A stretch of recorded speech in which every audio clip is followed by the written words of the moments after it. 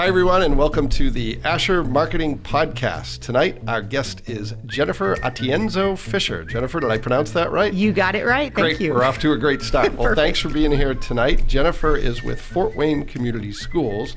I've known Jennifer for a number of years, and one of the ways in which I know Jennifer is through her music career. So she's a school marketer by day and a musician by night. Tell us a little bit about that fun aspect of your life. How long have you been doing music, and what's that like?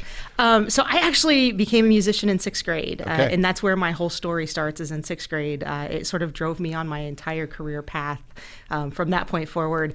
But I have literally been doing music mostly full-time with a full-time job since I was in college. So starting my freshman year, I had a band, and I had a band all the way through college. And then as soon as I graduated, I had a band. And so I have never really known a time where I wasn't professionally working and running music at the same time. They've always been parallel for me. So you sing lead. Is it fair to call Sugar Shot a country band? It is a country band, yeah, straight up country. And you sing lead and have sang lead for multiple bands. I have, yes. Any instruments in your past? Do you play any musical instruments? I do. I actually started off as a drummer. I'm pretty sure my parents regretted that decision as soon as they got me a drum set. But that actually led me to guitar. And so I picked up guitar in college, and that's really where I started music, is playing guitar and singing. And all of a sudden I discovered this passion for it and just kept doing it and never stopped. Yeah, well, that's great. And I'm envious because I've always wanted to play music and have absolutely no talent for it whatsoever. So well, I tell people all the time,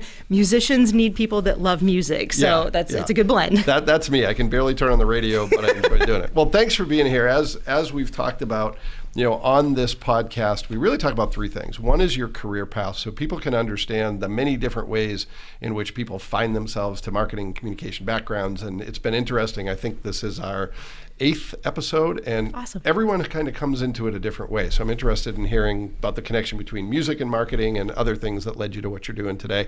Then I want to hear a little bit about your organization. Obviously, you were through Fort Wayne Community Schools, which is very familiar to a lot of the people who listen to the show, but I want to hear about it from your perspective.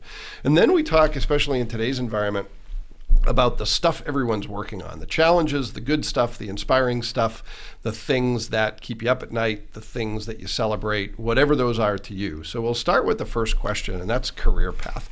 I think, Jennifer, were you at Manchester College? Then yes. Manchester College when you and I met. So I always tell people to start at the beginning, whatever that means to you, and maybe bridge us from music to how you got to Manchester and how you ended up at Fort Wayne Community Schools. Absolutely. So legitimately, my career path, I started off as a social worker. My undergrad is in social work. As every social worker wants to do, right? You want to save the world, and that's kind of the So that was mentality. The original inspiration. Yeah, that really was. Yeah, well, that's pretty good inspiration. You want to do the right thing. Yeah. And I got into it, and while I loved it, I moved to Fort Wayne and didn't get a job in it. I immediately got a job in human resources, which kind of tied together the social work side of it. Where were you from originally? Ohio. So I came over from Ohio, and oh my God, I hate to say it, but like 22 years ago. I've literally been here for 22 years. And when I got here, my first job was getting a job in human resources. And like I said, there was a great tie-in, and I loved what I was doing, never really anticipated any difference in a career chain. But as soon as I kind of got into more of the creative side in human resources, I was doing training and got to do some newsletters. And I thought, I really like this. And kind of how I mentioned music earlier, because I had always had music as this path, I was always looking at ways to market my band. And so I really kind of gravitated towards that very creative, very marketing promotions driven side of things. And so no matter what job I had, I always had this side of me in music that was promoting my music and promoting what I was doing. And it seemed to come really naturally for me. So by the time I got to Manchester, which was 2003 maybe, I really kind of gravitated towards those very creative things, and was very lucky that I had a boss at the time that recognized it, said, why don't you do some creative stuff, do some marketing for us? And so I really kind of naturally gravitated to it. By the time I left there, I had a really great opportunity to join a company that legitimately started me in human resources, knew what my career path wanted to be, and helped me transition to marketing. And that was Deco. And really what was amazing to me was was number one, them believing in my career path with me. I really knew that it was a passion of mine. I knew just from music and how much I enjoyed the marketing side of it, that it was a good career path for me. I ended up getting my MBA and focused in on marketing. So I kind of created that educational opportunity at the same time I was transitioning my career to marketing. But once I transitioned over to marketing, there was really no looking back. I love what I do. Yeah. It's one of those where every day you get up and you think, gosh, is this really my life? Like I really get to create every single day. And even as a musician, that creative side, it just fulfills your life in a way that you can't ask for anything better than that. And so that's really what marketing has done for me, going from social worker to marketer. Yeah. And it was really my passion in the middle of it that helped me bridge that gap. Yeah. And so you would have then, in marketing your music career, you sort of grew up with the internet. Yes. I was just thinking through the same thing for myself, because I started my career in the early 1990s, and this makes me sound like a dinosaur, but it was really pre-commercial internet when I first started working, and it wasn't too long after that the internet started to be a thing that people had in their home. Right. But you being a musician and having to market your band, you had to use the tools, so you gained those skills. So that's a different facet than a lot of marketers who are just looking at it from the outside looking in. Right. Yeah. Well, it was interesting too, because I had to kind of learn those things on my own. The schooling obviously was for social work, so there's absolutely no marketing in social work. It's really how do you help people. And so as I kind of learned those skills and learned that I kind of gravitated towards that, that helped me learn coding. It helped me learn how to create flyers. I mean, there were all these things that just being the musician and the creative type, those really kind of cascaded into a career opportunity for me, because I did pick up all those skills along the way. It was sort of that personal desire to be as good as I could as a musician and be as good as I could as a marketer for that, because people showing up helped me as a musician. Those things really kind of cascaded into this amazing opportunity from a career perspective that I could never have said to you when I was a kid that I would ever have a career in marketing. I just never anticipated it. In fact, I thought I would be a teacher. And so to end up where I did in my career with this wealth of opportunity just because I was a musician, it really became a blessing in my life. I can't tell you that if music weren't in my life, I wouldn't be where I'm at today. And so I always tell people, follow your passion, because your passion will lead you to your career. And that's really what happened for me. Yeah. So let's talk a little bit about a name that the listeners might not be as familiar with, and that's Deco. So that's Group Deco. Yes. Tell us a little bit about what that organization is and the work you did there, because sounds like it's a pretty important prerequisite to what you're doing today. It really was.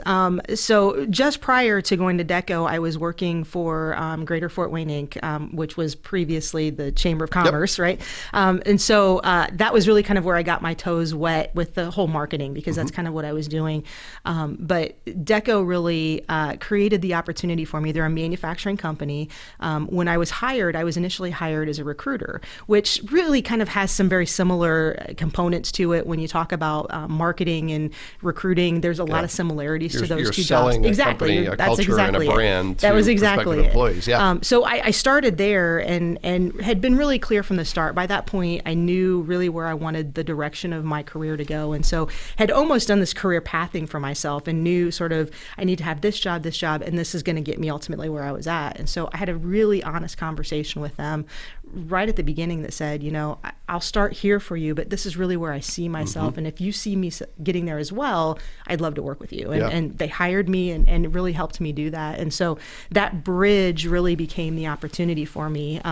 It was the most stressful I think I've ever been. Well, I say that until where I'm at now. But legitimately, I was working two jobs. So as I transitioned and bridged, I was still doing recruiting, but I was also doing marketing at the same time. And so and doing music on the side. And doing music on the side, right? So this full life of things that was going on. And then in the middle of that had a child. So why not just add to it, right? But that bridge and that opportunity allowed me to get to where I'm at today. And I am forever grateful to them for seeing that opportunity for me and really allowing me to create that path internal to them. And I would say that's part of their culture. Group Deco really, across their entire history, from Chet Deco on up, has really seen potential in people and allowed them to kind of follow that potential. I mean, they have a number of employees there that have been there for many, many years and done a variety of jobs. And so that really was the bridge for me to go from here's where I was to where I knew I I wanted to be. And that bridge was really the opportunity that I needed to get there. Yeah, that's great. And I think smart employers realize that your people are going to grow either with you or without you. Right. And if they listen to those types of desires and help people, stay with the organization and even move past the organization, that's going to lead to lifelong relationships where you're probably much more apt to refer someone to work there, Absolutely. to speak well of them now that you're not there. Right, so that's right. Great. Yeah, absolutely. And I didn't really anticipate leaving. Like I really kind of thought my career was going to stay there for a while. And then the opportunity at Fort Wayne Community Schools kind of presented itself, and it's really hard to say no to an opportunity like that. Sure. Well, let's bridge to that, because I think most people know and appreciate the great role that Fort Wayne Community Schools plays in our community. And obviously a very large public school system serving a ton of kids and families. So what opportunity was presented to you? How was it presented to you? And why was that attractive to you? And where'd you go from there? So quite honestly, it was my wife came home and said, I saw on somebody's Facebook page that they're hiring a marketing person. You're going to apply for it. Okay. Well, I didn't even see it, and I wasn't looking for it. Yeah. So really kind of she drove me to it. So you were happy with the work you were doing? Oh, I was super happy. Yeah. I was really, I had just been promoted and had been there for a year in the role and was just loving the people I worked with and loving the opportunity. But then I kind of dove into what the responsibilities would be and kind of what they were looking for. They were actually already really well along in the interview process. So by the time I applied, they were already on their second round of people. Oh, wow. And I think I got the opportunity because I knew somebody who was working there at the time, and that's always a great opportunity, right? And so I applied for it, got the interview, and ultimately got the role. And it just immediately felt like the perfect opportunity. When you think about your career holistically, right? I started as a social worker, I ended up as a marketer. This role really allowed me to pull both of those things together. I mean, when you talk about being in a large urban school district, you do use that social work side of you. And the things that I learned really did help me understand sort of the role that I was going to play in the school system and the things that we ultimately deal with on a daily basis. And so it really became like the perfect role for me because it did bridge both sides of me. I'm still a social worker at heart. I still want to save the world. But that creative side really has to be met. And so it was really the perfect opportunity to really marry those two things together for me. And it's been very rewarding from that perspective. So Jennifer, what's your title today, and what exactly does that mean? I always tell people my title is meaningless. So I say, this is what my title is, but here's what I actually do. How do you define that? What's your title and what do you actually do on a day-to-day basis? Director of Marketing Communications. And on a daily basis, it ranges.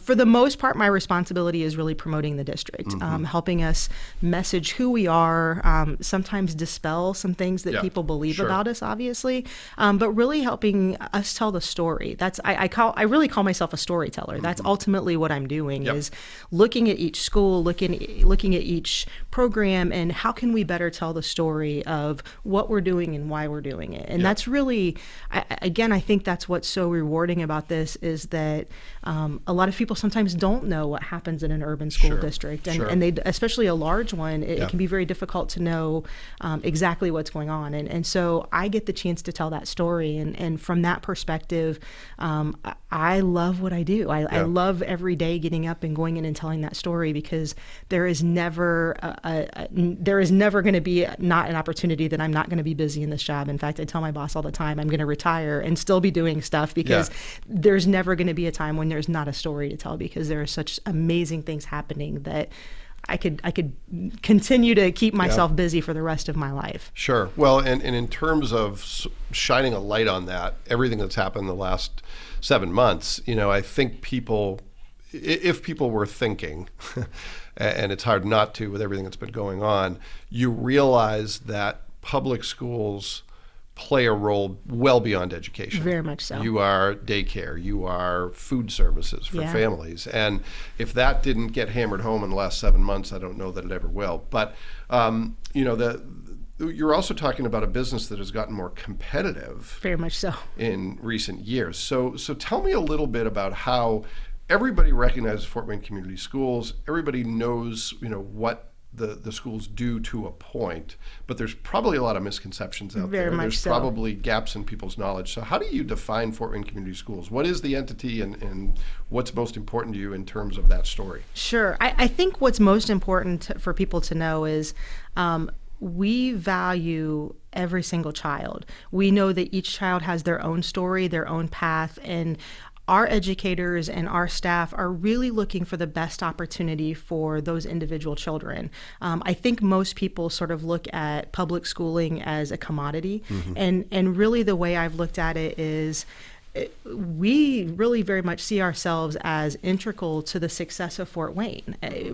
When you really look down to it, we are impacting the future leaders of Fort Wayne. We're impacting the future leaders of our area. And so what we do now really truly does impact the scope of our city ultimately in the future. And we take that very seriously in the way that we teach kids, in the way that we approach our own employees. It's critical to us to be successful, because if we're not successful, then we don't think those kids are going to be successful, and ultimately that impacts our community. And so we really do view our role as integral in making sure that we are helping students become the best versions of themselves. And I think that's what people don't know. They just think it's about sitting in a seat and memorizing facts. And what we're trying to do is really help to create really good citizens that understand the world around them and know how to impact that world. And so that's where I think that if I could tell a story about what we're doing, it's helping young people become the best versions of who they can potentially be, and then learning how to impact the world around them. I think that's really what we're trying to do. Yeah, and you know, you're preaching to the choir. I'm a huge believer in education. You know, the thing that was personally transformative to me was higher education, but I wish I had gotten it earlier. And you know, I look at my brother, who, you know, was a standout student academically from day one, and he has a different life and a different potential because of that. And I think that what makes a difference is teachers and staff at schools who care. And you know, really, it's as simple as that. But the education piece is just part of it. It's the mentoring. It's, you know, really teaching kids leadership skills. It's teaching them social skills. In many ways, it's being sort of a transactional parent to the child. Yeah. So obviously, and we can save this for the challenging, intriguing, whatever you want to call it, projects, but talk to me about the impact of COVID-19 and the pandemic on your world over the past 7 months, because it has to be stressful and challenging and all of those things. Very much so. From a very high level, just educationally, I think for our entire district, what we discovered is that for many of our students, we really are the lifeline. And that is... I don't make small light of that, because we do understand for many of our students, this is how they're getting fed, and this is how they're getting some things. And that's not all of our students, but we certainly understand that that's some of our students. I think that it has created stress in our employees, because they do worry about the kids. They worry about how they come back to school. I think everyone was really excited that we did come back, and hopefully we can maintain that. We've done well so far. For me personally in marketing, it has created a lot of stress, but a lot of opportunity at the same time. Obviously, when you can't get together in person with people and you can't do things, like a great example of this is we have an in-person showcase that we do every single year that would be in 2 weeks. We obviously can't do that right now, and and that's really a marketing event for the schools. Oh, it is. Yes, it's a huge marketing event. It's probably the largest marketing event we will do throughout the year. So not having that obviously created new opportunity that we really had to think outside of the box in terms of, well, how do we talk about our district and how do we share this information with people? And so we actually created a virtual showcase that we're going to be launching in a couple of weeks. And inside of that, we're doing virtual tours of every single school within our district. So from a stress level, 50 schools, 50 videos, that's a lot of work. But from an opportunity perspective, it really allows us to tell a story that we would never be able to tell in an event like a showcase, right? For many of our schools, if they talk to 3 people at the event, they're excited. But here is going to be an opportunity for them to sit down and share their story in a very unique and interesting way. And I can tell you, these are powerful. When I have listened to and watched just how these educators and principals showcase their building and how they talk about their building, I can tell you the level of passion and the level of just love of students and love of their success, it definitely translates on these videos. And I think that's what has really kind of cascaded out of COVID for us, is that while it has been awful, like there's no doubt about it, that it has been awful, but it has created opportunity for both us as a district to examine how we educate. We still believe students learn best in front of a teacher, and that's not going away. But it does allow you to sort of look at different avenues for how do you communicate. And from a marketing perspective, it's definitely opened up that realm for us. We were already doing it. It's just been much more intentional through this process. Yeah, it's kind of pushed the issue. It really has. It's, I was talking to someone the other day about how everyone today, I wouldn't say everyone, but the vast majority of us are way more comfortable in front of a webcam than we were 7 months ago. You had to get there. Yeah. So let's talk about competition, because, a lot of people who grew up in a different world might say, well, why does Fort Wayne Community Schools need marketing? Right. Don't people just go there, if they live in the district? And the answer, of course, is no. Right. Tell us about the competitive environment and how you respond to that. Sure, absolutely. Especially in Indiana, school choice has obviously created opportunity for parents to make decisions about their students' education. Yep. And that is a wonderful thing. Parents should absolutely have the choice of where to send their child, regardless of anything. But it has also created a tremendous amount of competition, which in turn has created a position like mine in a public school system. We do to get that question, why do you need to market yourselves? You're a public entity. People should just be coming to you. And that's not the case anymore. Parents can choose where to send their children, and dollars follow that. And I definitely don't want to put this into a realm of business, but when we have students, it gives us an opportunity to do more programming because we have more funding. And so when we look at being in the state of Indiana, that competition creates both opportunity and challenges to us, because we do have to think about how do we attract students? How do we introduce our story to people that may not have thought about us? How do we keep students from leaving us? And so it does allow us to look at things and get better. I think competition is a great thing because it does allow you to really examine how you do things and if you're on par with everyone else. And I think certainly for Fort Wayne Community Schools, it has created an amazing opportunity for us to be highly competitive. And I think as people start to learn the things that we're doing and the way that we're educating students, I think they're going to learn that we are highly competitive in that market. I think the misnomer is that a public school system is in some way not as good as a private school. And I think that people would be surprised at just how good the education level is at Fort Wayne Community Schools. And so while competition is frustrating and at times makes me want to pull my hair out, it just makes us better at what we do because it forces us into a realm of we have to get our story out there and we have to be competitive because we're fighting for the same students that every other school in the area is fighting for. And so it does force you to really look at where your opportunity lies and how you message and really talk about what you're doing for students. And then really it allows parents to very much take a look at their individual student and make decisions on what's best for their student. And the great thing about being a very large public school system is there's a lot of opportunity in that. So I do think that creates opportunity for us as we tell our story to be highly competitive in the market. And obviously we want people to know who we are. We want people to choose us as their school system, not just for Fort Wayne, but ultimately because we feel like we're a great fit for students. And that's really what we are striving to do is be for students what they need us to be, and that's the best education possible. So let's talk about when you have the opportunity to promote Fort Wayne Community Schools, the best things about it. And obviously I know it varies from school to school, but what do you say when people say why Fort Wayne Community Schools and not another option? What rises to the top in your mind? I think choice is number one.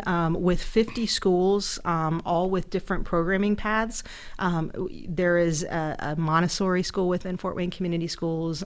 We have early education for young students. As you get into high school, you can really start to direct your path towards a specific type of career because each high school has a specific thing. So that's really what I point to is that within our school system, there is so much opportunity educationally that you really can match your students' needs and fit with what they're thinking they want to do for the rest of their life. And I don't know that anybody else can say that. I think that choice really sets us apart from the area. I think the other thing, and this really comes down to educationally, how we're approaching education as a whole. We've started doing something called deep learning. We started it about 3 to 4 years ago under Dr. Robinson, and that really has become the overarching education philosophy for the district. We're literally teaching 6 C's, so things like creativity, collaboration, critical thinking, like all of these things that employers are looking for. Sure. We're literally trying to teach those in students as young as 3 and 4 years old. Yep. And so we really feel like that educational path does create students who ultimately become good citizens of the world and ultimately understand their role in problem solving and just looking at the world, not just from their lens, but from the lens of everything else that's happening around them. And so I think that educational philosophy really does, again, set us apart. We understand that parents that are sending their students to a religious school are sending them there for a reason. Sure. We really feel like this is creating opportunity for students to gain some of that understanding of the world and gain those skills that really develop into a good employee and a good citizen of where we're at. And so that's really where I think those two things are what I find most important about Fort Wayne Community Schools, is that not only do parents have choices within our district, but they are really seeing a student who is very intentionally being taught certain skills that hopefully employers find valuable. Yeah, well, and really critical to employers. I know that we, even though we're a marketing company, we hire people from a variety of walks of life. Right. And what we look for are some of those core skills, some of those C's that you mentioned: good communication skills, good critical thinking, good ability to collaborate. Yeah. So it sounds like you're on the right track for sure. And also, I'd be remiss if I didn't say you guys have some great teachers. Oh, we do. Karen Gilly is someone I've known for a long time. Does a great job at Anthus. I've heard students sing her praises unprompted. I know some younger teachers there who are just getting started, who are very passionate about Fort Wayne Community Schools and who said, this is where I want to be. Yeah. And these are the students I want to work with. So kudos to you for that too, because that's ultimately a big part of the experience, obviously. It is. Yeah. And I think what I love about our educators and our staff is that they're not just looking narrowly at how do they teach kids, but they're looking at the whole student. So not just how do we teach them, but how do we make sure that they're well-being emotionally, and how do we make sure that everything aligns with them being prepared to learn. Our educators are really thinking about those things on a daily basis. And so it's not just sitting a child down in a seat and saying, all right, learn this. It's really, how do we make sure we create the best opportunity for the whole child? And all of our educators really do seem to buy into that and really live that every day. They're not just concerned about, did they pass the test? They're concerned about, are they okay? Yeah. Are they learning the material, but are they okay in life? And I think that's what makes our educators so incredibly special, is that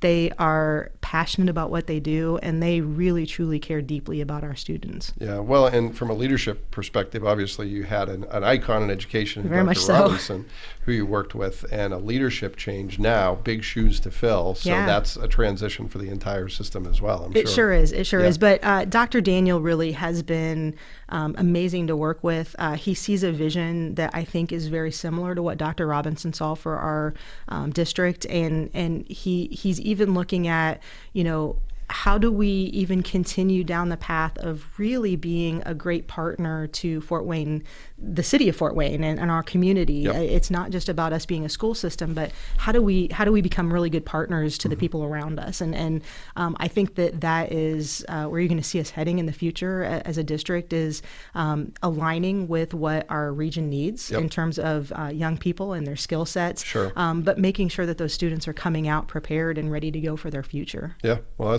that's great. That's great. Well, you've alluded to some of this, but I want to dive into stuff that's on your mind in terms of projects, in terms of what's on your to-do list. Obviously, there's a lot to think about and a lot to do, but what rises to the top for you? And this could be the projects you're working on that are most challenging, that are most interesting, the things that, when your head hits the pillow tonight will either keep you up or make you sleep soundly? What's on your mind in terms of big picture stuff? Obviously, because we are a school system, we have a specific budget, and I'm conscious of that all the time.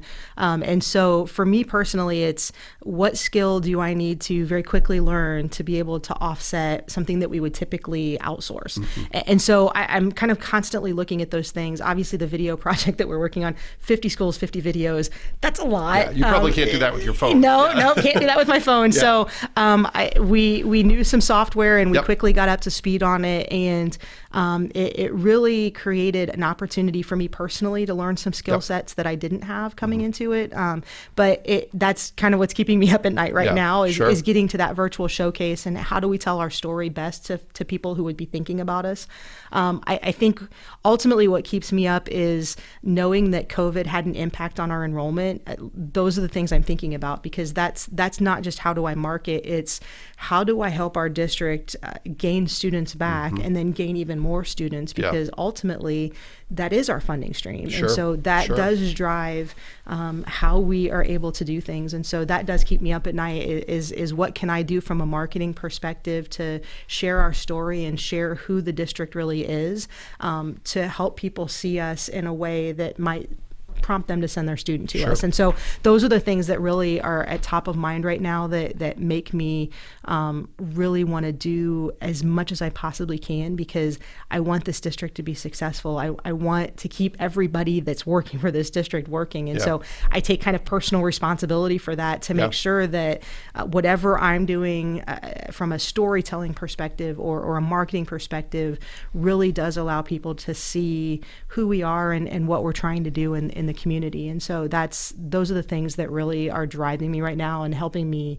stay focused, because I want us to be successful in that. Sure. Well, it's a high sense of urgency when what you're funded by. I mean, obviously the mission is bigger than the bottom line, but there is a bottom line concern that's going to determine the destiny of the district. So, and let's talk a little bit about your team. You mentioned, you obviously don't do all of this on your own. Right. What's your team structure like, and how do those folks factor into the work that you do? So on my direct team, there's only two of us. So we have some outside people, not outside, but inside of our own district that we partner with as part of our team. But I have a digital marketing coordinator, so he takes on responsibilities for doing videos with us, website, messaging, social media.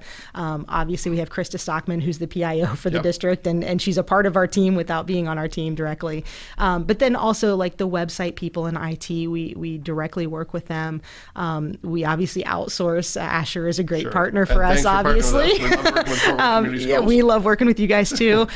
So it really, it's strategically knowing what our capability is internally, and then knowing who the right partners are to have externally as well. And so right now it's a small group. If I can grow it, I'm going to grow it. But just for the time being, it's the two of us, and we work our rear ends off to try and get everything done. That's a lot for two folks to handle, but it's just a matter of focusing on the priorities. Right.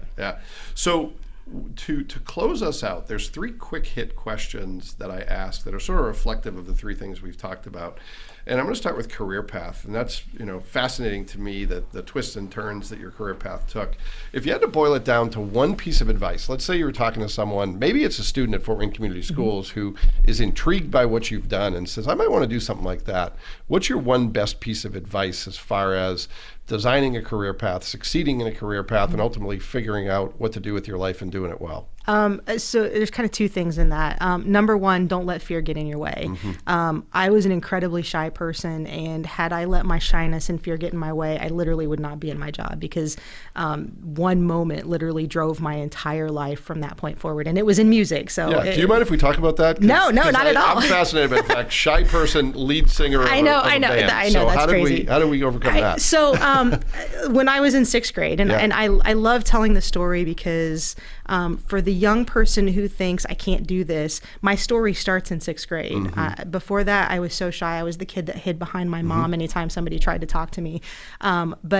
So if you remember in sixth grade, band folks come around and they're like, hey, you could play this instrument, or hey, you could do this. And immediately I was like, I want to play drums. And what ended up happening is the tryouts came and went, and I didn't go try out because I was too afraid. I didn't see anybody like me. There were no girls drumming at the time, and so I just chose not to. I was lucky enough at the time I had a babysitter that had seen me with chopsticks and pots and pans and knew that I loved doing this. And she happened to be in the band in high school and said, look, why don't you just go talk to the band director? And for the longest time, I kept saying, no, I'm not going to do that. Because again, fear and shyness was very much in my way. Finally, one day, and I don't know what caused me to do this, but I said, okay, I'm going to do this. And I literally walked into the band room. And if you can imagine a 6th grade little kid and this towering big guy, like I literally say he was 12 feet tall because that's what he felt like to me.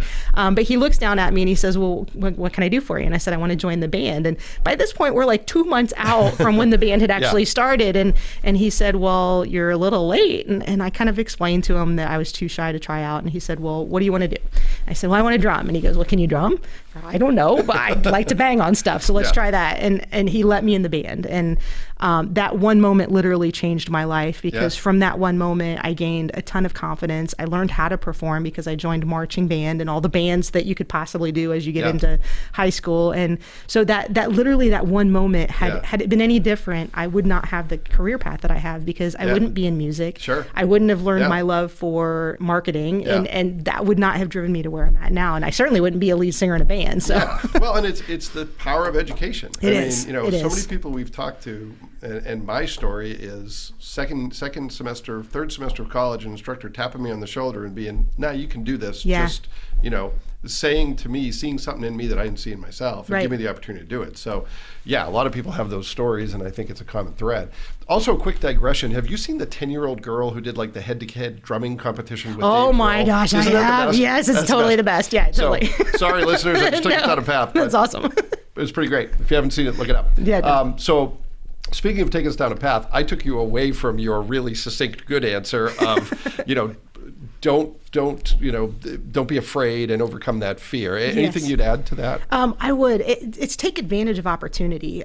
Literally, I created this career opportunity because I started doing things. I started doing marketing. I started doing some projects. I started picking up projects for other people. And so had I not taken advantage of those opportunities, I wouldn't even have the skill set that allowed me to even get into marketing. So I would tell people, one, don't be afraid to try things. Don't let your shyness and fear get in the way. But don't be afraid to take advantage of those opportunities to grow your skill set, even if you don't feel like you're going to be good at it. I was not an artist. I never would have thought that I would have loved a creative path until music took me down that path and I started doing things. And so really gaining those skills and learning those things on my own. And then the education really helped me, getting my MBA and really kind of having something that said, yes, you have an education in this now. Those things really did help me get to my career path where I'm at now. So I would just encourage people, take advantage of those opportunities, skill up, get the skills that you need to be in the career that you want, but then be very intentional about where you want to be and work towards getting there. Yeah, and definitely, one of the things I hear in that I love is in order to learn stuff, you have to do it. Yeah. If you want to learn how to be a drummer, play the drums. Yes. And be okay with being not so great right out of the gate. Right, and eventually you'll get better. Yes. Yeah, for sure. Well, that's great advice. So let's say now with Fort Wayne Community Schools, let's say somebody stopped you on the street, said you have a minute, doesn't have to be exactly a minute, but you have a minute to tell me about your organization. What would you say? I would say that Fort Wayne Community Schools is this amazing partner and nugget in Fort Wayne that is really truly taking its role in educating the future of our city to heart. We are a great opportunity for students to find their own path and really work towards their future. And they're going to find support within our walls, whether it's an educator or a teacher, a coach, it doesn't matter. They're going to find someone who's going to support their efforts to get to where they want to be. And so that's what I tell people. From a working perspective, it's an amazing organization to work for. It's nice to know that your mission is driven by making someone else better. Yeah. And so I think from just a mission perspective, it's the right place to be. But just ultimately, it feels good to know you're doing something for something other than yourself. Yeah, well, and it's a reminder that while the educators are extremely important, there's a team behind them because it is about the whole person. Right. So yeah, that's great. Okay, so last short question.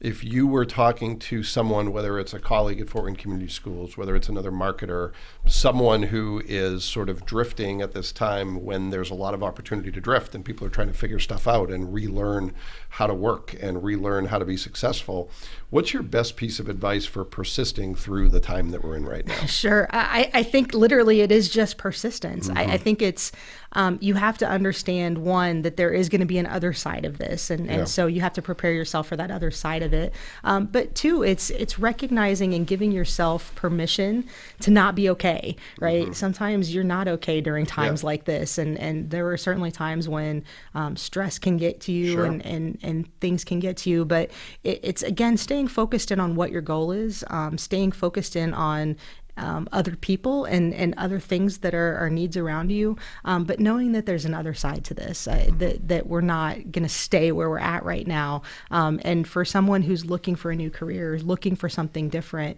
it's just knowing that on the other side of where you're at, that opportunity is sitting there waiting for you to go get it. And so it's just taking advantage of that. Yeah. What's the old Winston Churchill quote that if you're going through hell, keep going? Keep on going. That's right. There's a song there too. Yeah. So one last digression. We've digressed quite a bit in a good way. You're a performer, and right now, not much opportunity to do that. Are you able to perform at all with your band? Yeah. And how are you doing that? We literally took a pretty big hiatus. March was our last gig for a long time. We ended up doing one live stream. Loved it, but didn't love it at the same time. I love the interaction of the audience. I love that energy. We did finally get a chance at the beginning of October to start performing again. So this past weekend was my third gig of the month, and I've got one more coming up this weekend. So we are kind of getting back to some sense of normalcy. I do still get questions from people about, do you feel comfortable? Do you think it's safe? I think that restaurants, bars, entertainment venues are doing an amazing job of trying to maintain that safe distance and keep people safe.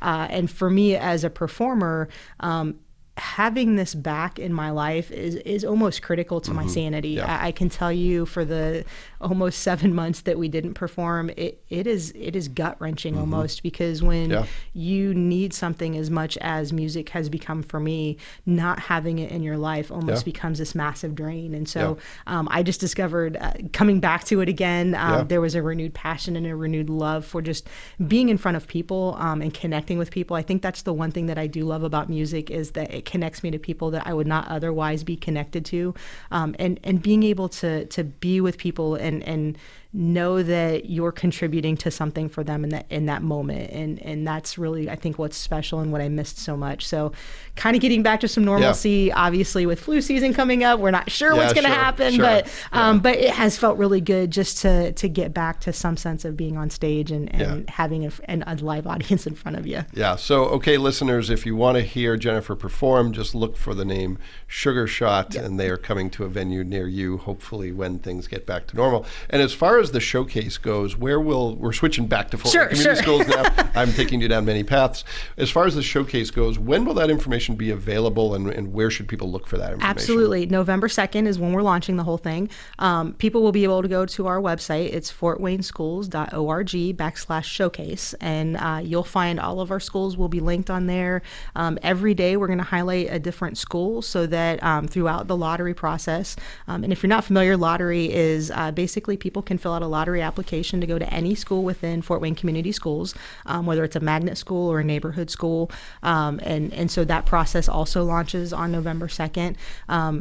We will be highlighting different schools and different programs, and so our goal is that people just get a chance to see things that they wouldn't typically get to see under normal circumstances. So we'll be sharing on social media, we'll be sharing on our website, and all of the schools will be also sharing information about what they do and how they do it. Excellent. So fortwayneschools.org/showcase. Is correct, that correct? Yes. All right, great. Well, thanks for that, and thanks for the important work that you and everyone at Fort Wayne Community Schools does. It's really the backbone of our community, and really appreciate that. So thanks for everything you do. Thanks for being with us tonight, and thanks to all of you for listening. We'll be back next week with another great guest, and we hope you'll listen in then. See you then.